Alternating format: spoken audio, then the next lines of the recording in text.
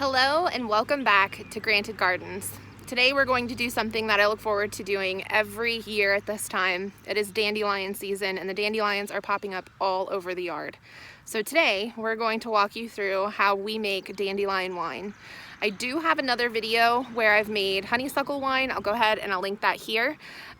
This time we're going to use kind of the same concept, but we're going to do things a little differently. As you guys know, Tyler is really into making homemade mead.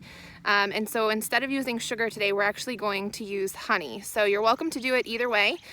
Follow along. I'm interested in trying honey to see how it pans out, see if it tastes any different. So we'll go ahead and walk you through how we're making our dandelion wine here with honey today. All right, so first and foremost, you want to go ahead and you want to pick your dandelions. Now, the goal here is to fill up at least a quart size jar of dandelions. We went ahead, we already picked ours. And then you want to soak them just to rinse them out. Just make sure you're getting the bugs and stuff off. So we rinsed our dandelions. We have them set here draining, and we're getting ready for the next step.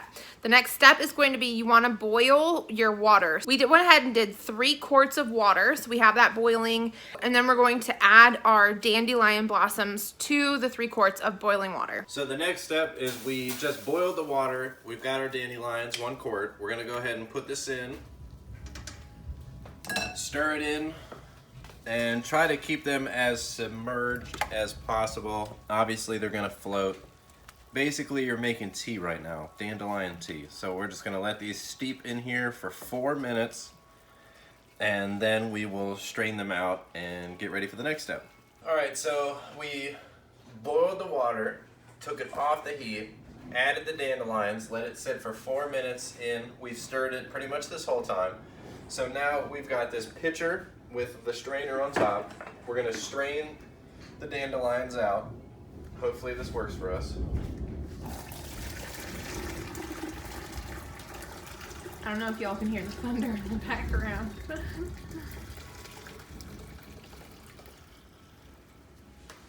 Alright, so everything's in there and we're just going to take our handy dandy spoon and we're going to press this down a little bit, just like tea.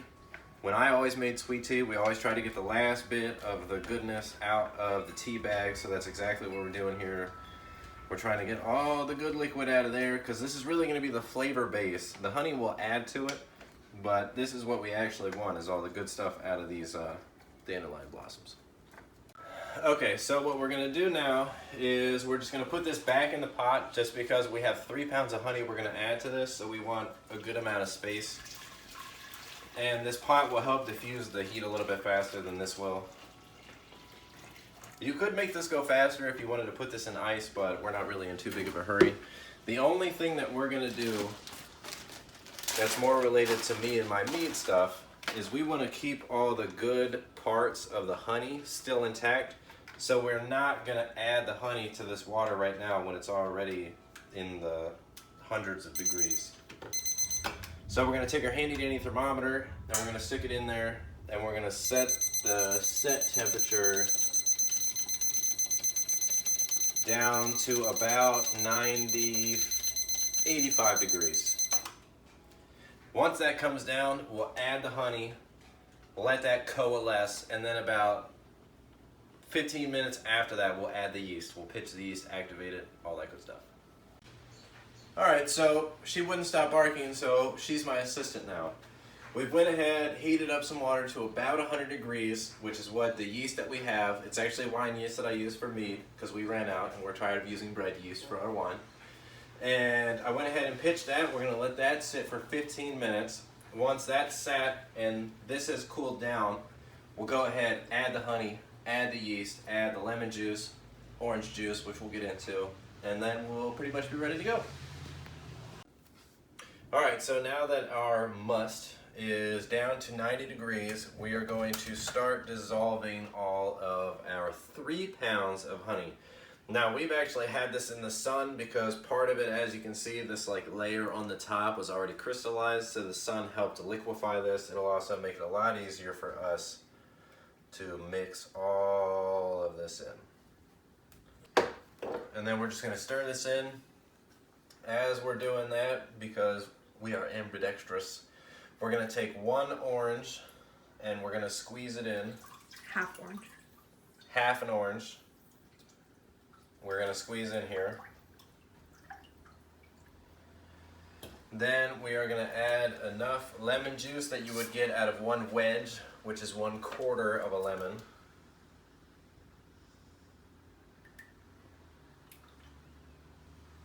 So about maybe half a tablespoon.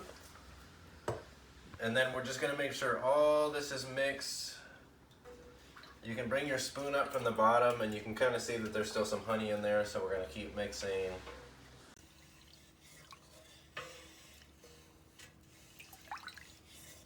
Okay, so our next step is we are going to add all of this into this container, which I'm hoping that I might be able to do myself, but we may need to put the camera down so we can both help, because if you have this too close, you'll actually create an airlock and it'll bubble over. But if you keep just a little bit of an air gap, it'll all just flow right in. So now we've got our 1.5 grams of yeast. We're going to go ahead and pitch in here. Whoa.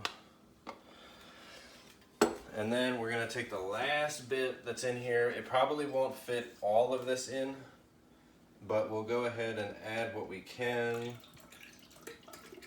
about to the beginning of the neck. And that's going to be it. Okay, and then our last step, little paper towel. You just want to dry off the very half inch in the top and then the very rim. Get your cardboard bung with your rubber stopper. Work that thing in there, push that thing down a little bit, and then we'll stick this thing on top. Grab a little bit of water. Most of these come with a fill line. You can see if you look really closely, there's one at the top. We're gonna fill it up to that line.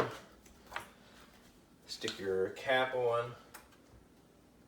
And then me personally, just to make sure this doesn't blow up and shoot all over the place, I take a zip tie, stick it through the handle, and tighten it down on top of the rubber stopper.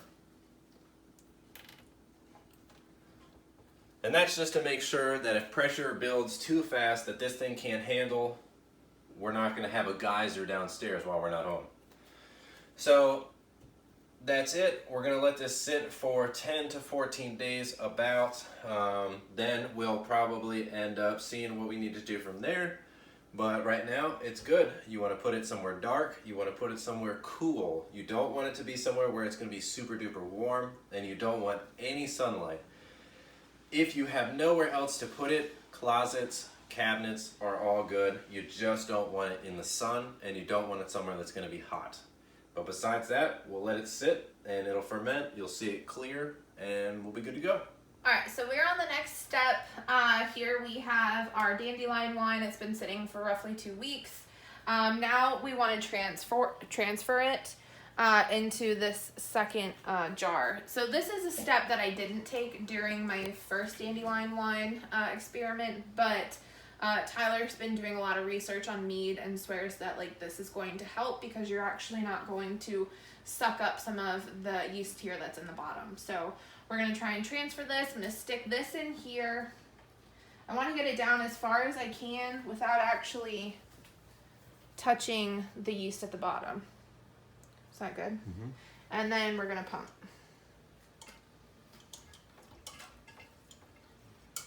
And stop.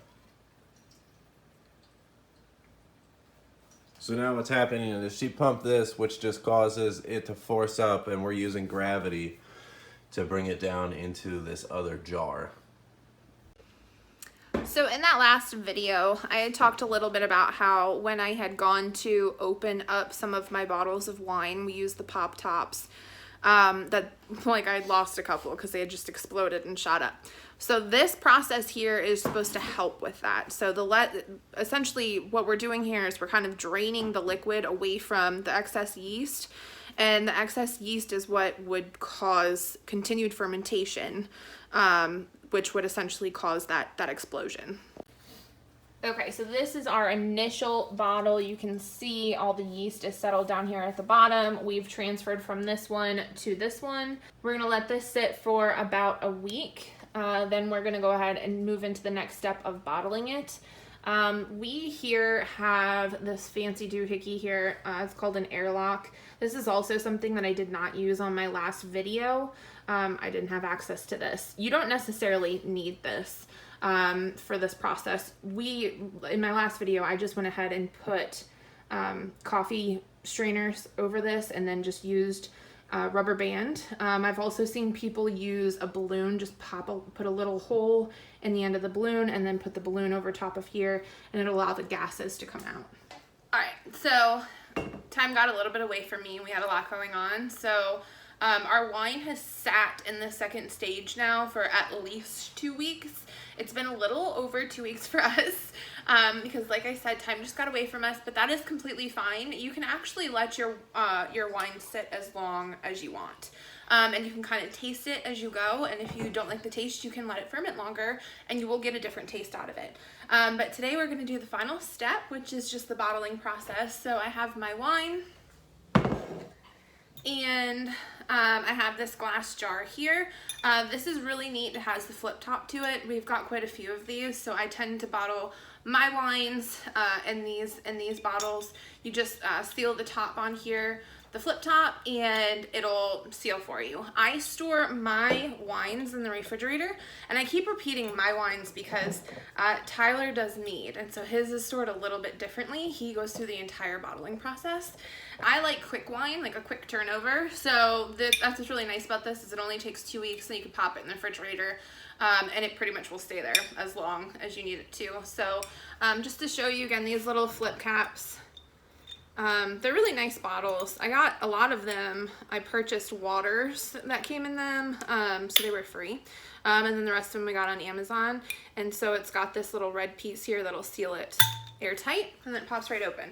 And then I've got my funnel, and I suggest doing this in the sink because I'm not perfect at getting it in this funnel. So I'm gonna set it in the sink, and I'm gonna pour my wine in, and we'll bottle it.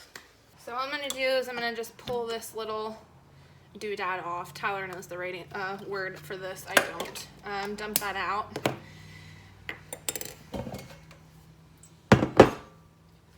Bring my bottle with my funnel over.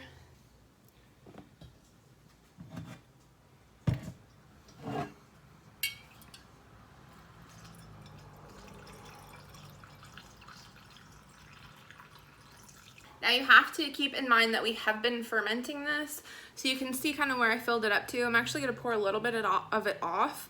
I want to have more headspace here. Just like I said, this is a fermentation process, so there are bubbles, which you can see. There's bubbles in here. Gases will build up here in this bottle, so you want to make sure that you burp the bottles every few days or so. The longer that it sits in the refrigerator, the fermentation process will come to a complete halt at some point. But once you put it in the refrigerator, the fermentation process starts to decline and eventually will stop altogether. But you do just want to make sure that you burp them occasionally within the first couple weeks that you have them in the refrigerator. And also just be careful if you're using these pop tops to slowly take the lid off. Like support the lid when you're taking it off, because again, fermentation, bubbles, it'll pop on you. It has happened to me in the past. So this is probably more than I need, but just to where the neck starts, I'm gonna fill it up to there, and then I put the lid on. There you have it. Bottled homemade wine. It smells delicious. I'm so excited. I'm so excited to try it. You do want to make sure that you wipe your bottles before you store them, just because it is like a really sweet wine, and if you've got bugs, they're gonna come looking for it. So maybe not so much if you're storing it in the refrigerator, but definitely if you do bottle it a different way, if you put the lids on, the permanent lids on, you want to make sure you wipe them down. One more thing I did want to mention, obviously before I bottled these, I ran these through the dishwasher. So you want to make sure that all of your utensils that you use and all of the bottles that you use are thoroughly cleaned and disinfected. So Tyler has like a cleaner he uses on some of his meads.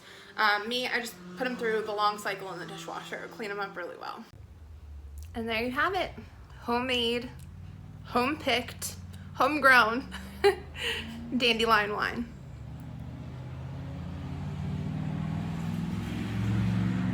Yum. As always, thank you guys so much for watching, and I look forward to sharing more with you soon.